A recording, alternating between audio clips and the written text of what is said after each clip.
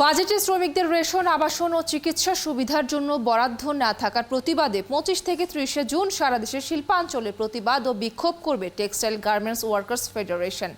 শনিবার প্রেস ক্লাবে সংবাদ সম্মেলনে এই কর্মসূচি ঘোষণা করেন ফেডারেশনের সভাপতি মাহবুবুর রহমান ইসমাইল। বলেন, সর্বশেষ শ্রমিকদের যে বেতন বাড়ানো হয় তার তুলনায় জিনিসপত্রের দাম বেশি বেড়েছে, তাই শ্রমিকদের সুরক্ষায় বাজেটে রেশনের দাবি করা হয়েছিল, কিন্তু বাজেটে শ্রমিকদের জন্য কিছুই রাখা হয়নি উল্লেখ করে তিনি জানান, এতে দেশের 6 কোটি শ্রমিকের কষ্ট আরও বাড়বে।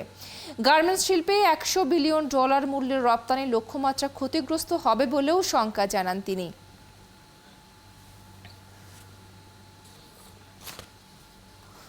অর্থনীতি বড় হয়েছে, বাজেটও বড় হয়েছে, কিন্তু দেশের অর্থনীতিকে বড় করার ক্ষেত্রে যাদের অবদান সবচেয়ে বেশি তারাই এর প্রতিদান পাচ্ছে, কম বা অনেক ক্ষেত্রে পাচ্ছেই না। আজ টেক্সটাইল গার্মেন্টস ওয়ার্কার্স ফেডারেশন বলেছে, বাজেটে শ্রমিকদের জন্য কিছুই রাখা হয়নি। এই বাজেট দেশের 6 কোটি শ্রমিকের কষ্ট আরও বাড়াবে। প্রতিবাদে বাজেট পাশের আগে সারা দেশের শিল্পাঞ্চলে শ্রমিকদের বিক্ষোভ সংগঠন করবে তারা। এই প্রেক্ষিতে শ্রমিক অপ্রাপ্তি এবং ন্যায্য দাবি নিয়ে আমরা আরও শুনতে চাই, কথা বলতে চাই। বিস্তারে আমার সঙ্গে যুক্ত হচ্ছেন এখন শ্রমিক নেতা মাহবুবুর রহমান ইসমাইল। মাহবুবুর রহমান ইসমাইল, ধন্যবাদ জানাচ্ছি যুক্ত হবার জন্য এবং সময় দেওয়ার জন্য আমাদেরকে। আপনারা বলছেন যে শ্রমিকদের বাজেটে শ্রমিকদের রেশন, আবাসন ও চিকিৎসা সুবিধার জন্য আসলে বরাদ্দ রাখা হয়নি। একটু জানতে চাইবো যে আসলে কি কি রাখা যেত, সেটি নিয়ে যদি একটু বলেন। সরকারি দলের শ্রমিক সংগঠন সহ আপনারা কেন আসলে বাজেটের এই দাবি জোরদার করতে পারেননি?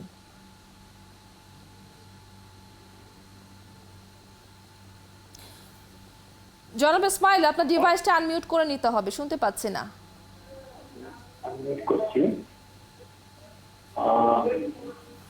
জি, শুনতে পাচ্ছি, বলবেন। শুনতে পাচ্ছেন এখন? শুনতে পাচ্ছি।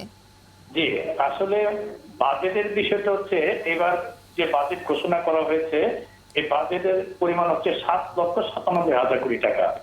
আপনি জানেন যে 1972-73 সালে বাংলাদেশের প্রথম বাজেট ঘোষিত হয়েছিল মাত্র 786 কোটি টাকা। অর্থাৎ 53 বছরে বাজেট 1014 গুণ বৃদ্ধি পেয়েছে বাজেটের আর্থিক আকার। আমরা দেখি যে পাকিস্তান আমলে এবং বাংলাদেশে 1983 সাল পর্যন্ত শ্রমিকদের জন্য রেশনিং ব্যবস্থা চালু ছিল, চাল, ডাল, তেল এগুলো রেশনের ব্যবস্থা দেওয়া। কিন্তু আজকে যে রেশন আমাদের যে একটা দাবি ছিল যে বাজেটের মধ্যে যে শিল্প খাত, বাণিজ্য খাত, বিভিন্ন খাতের মতো শ্রমিকদের যে একটা খাত দরকার, বাংলাদেশের বাজেটে শ্রমিকদের 6 কোটি শ্রমিকের কোনো খাত নেই। যার কারণে আমরা বলেছিলাম খাত অন্তর্ভুক্ত করা, এবং এর সঙ্গে এই শ্রমিকদের রেশনিং ব্যবস্থাটা অত্যন্ত জরুরি ছিল, এবং সেই রেশনিং ব্যবস্থা করা হতে সম্ভব যেটা অন্তত 10,000 কোটি টাকা অথবা বাজেটের 10% সারা বাংলাদেশের সমস্ত শ্রমিকদের যে আর্থিক যে রেশনিং এর যে বিষয়টা, যে খাদ্যদ্রব্য আজকে যে শ্রমিকদেরকে দফায় দফায় জিনিসপত্রের দাম বাড়িয়ে প্রতি বছর 1,10,00,000 কোটি টাকা আমরা হিসাব করে সরকারকে দেখিয়েছি, শুধুমাত্র সিন্ডিকেট দ্রব্যমূল্য ব্যবসায় নিয়ে যাচ্ছে শ্রমিকদের পক্ষ থেকে। যার কারণে আমরা বলেছি শ্রমিক, আমরা বাংলাদেশের 62টি শ্রমিক সংগঠন বলেছে রেশনিং ব্যবস্থা চালু করতে হবে। কিন্তু আমরা অত্যন্ত দুঃখিত, মর্মাহত যে মুক্তিযুদ্ধের সরকার আজকে শ্রমিকদের রেশনিং বরাদ্দের ক্ষেত্রে কোনো বরাদ্দ আজকে এই বাজেটে উত্থাপন করে নাই।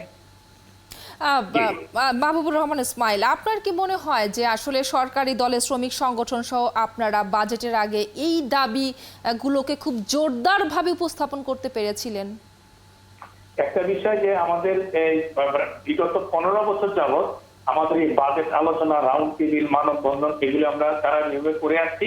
আমাদের গোল রাউন্ড টেবিল গুলোতে যে সমস্ত মত বিনিময় সভাগুলোতে কিন্তু সরকারি দলের যে কর্মকর্তা, মন্ত্রী, এমপি, এমনকি শেষ গত সামনে যে পরিকল্পনা মন্ত্রী তিনিও ছিলেন, প্রতিটা বিষয়ে ওনারা জানেন, অবগত হন। আমরা বাজেট শুরু হওয়ার প্রায় 2 মাস আগেই স্পিকারের বরাবরে এবং অর্থমন্ত্রী বরাবরে আমরা লিখিতভাবে আমাদের প্রস্তাব তুলে দিয়ে আসছি।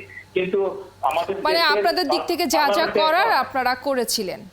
জি জি, আরেকটি বিষয়, শ্রমিক নেতারা এখন আসলে মূল দলীয় নেতাকর্মীর মতো সরকারি সুবিধা নেয়াই ব্যস্ত। মালিক সংগঠন থেকেও নানা সুবিধা নেয় তারা, তাই তারা আসলে শ্রমিকদের প্রকৃত দাবি নিয়ে কাজ করতে পারে না, এরকম অভিযোগ কিন্তু আছে।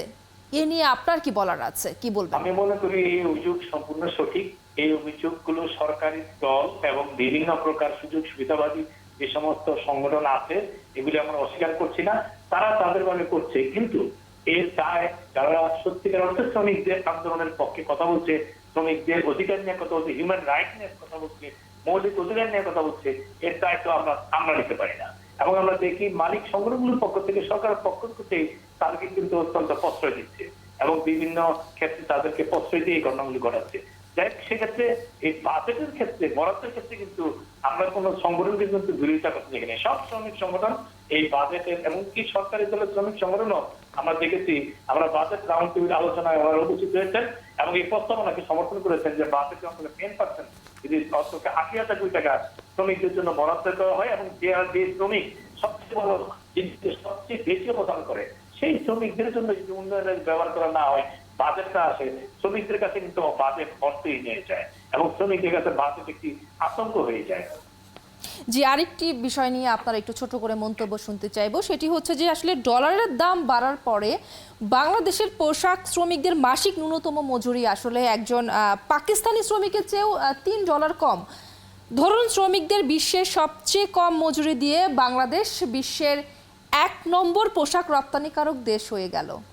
বিষয়টিকে আপনি কিভাবে দেখবেন? আমরা কিন্তু বাংলাদেশে দেখছি যে এই 4 দশকে বাংলাদেশের গার্মেন্টস প্রতিষ্ঠান আজকে এখন বিশ্বে প্রতিযোগিতা দেশ হিসাবে আজকে আবির্ভূত হয়েছে এবং বিশ্বের সেকেন্ড হাইট অথবা শীর্ষস্থানে অবস্থান করার জন্য, যেখানে $50 বিলিয়ন, এখান থেকে কিন্তু $100 বিলিয়ন আজকে অ্যাচিভ করার জন্য লক্ষ্যমাত্রা নিয়ে কিন্তু বাংলাদেশের পোশাক শিল্প মালিক এবং পোশাক শিল্পের যে সমস্ত মালিক প্রতিষ্ঠানগুলো বিজিএমডিকে নিয়ে তারা কিন্তু লক্ষ্যমাত্রা নির্ধারণ করেছে। আমাদের কথা হচ্ছে এই লক্ষ্যমাত্রা নির্ধারণ করবে শুধুমাত্র গার্মেন্টস মালিকদেরই, শুধু দেশে বিদেশে বাড়ি গাড়ি সম্পদ বা তাদের সম্পদ প্রাচুর্য হবে, এতে করে শিল্প কিন্তু বিকশিত হবে না। এই শিল্পের সাথে 40 লক্ষ যে শ্রমিক, তাদের ব্যবস্থা, তাদের অন্তপক্ষে পরিবেশে থাকার জন্য, জীবন নির্বাহ করার ব্যবস্থা করার জন্য যে ব্যবস্থাটুকু যদি মালিক সমিতিগুলো করতে ভুল করে বা তারা যদি না করে, এর দায়িত্বে কিন্তু এই শিল্প ব্যবস্থা করবে। শ্রমিকদের আর্থিক অবস্থা উন্নত হলে শ্রমিকদের খাদ্য দ্রব্য এগুলো শ্রমিকদের নিয়ন্ত্রণে আসছেন দামের মধ্যে, এতে করে যদি শ্রমিকরাই ভালো থাকবে তা না, শিল্প ব্যবস্থাপনায় কিন্তু অস্থিরতা কমে আসবে। আরেকটি কথা হচ্ছে, এখন কিন্তু গার্মেন্টস মালিক যারা আছেন তারাই কিন্তু সংসদে এমপি হয়েছে, তারাই মন্ত্রী হয়েছেন, তারাই মেয়র হয়েছে, অর্থাৎ তারা কিন্তু এখন পলিসি, রাষ্ট্রের পলিসি মেকারের মধ্যে তারা হয়ে গেছে এবং অধিকাংশ শিল্প মালিক, অধিকাংশ ব্যবসায়ী যারা আছেন তারা কিন্তু আদম ব্যবসায়ীরা কিন্তু এই সংসদ সদস্য হয়েছে। ফলে তাদের কারণে, এই সংখ্যাধিক্যের কারণে আজকে সাধারণ মানুষের যে নীতি নির্ধারণের ক্ষেত্রে বাজেট হওয়া দরকার, এই বাজেটটা কিন্তু হতে পারছে না। অসংখ্য ধন্যবাদ মাহবুবুর রহমান ওসমান যুক্ত হবার জন্য, সময় দেওয়ার জন্য আমাদের।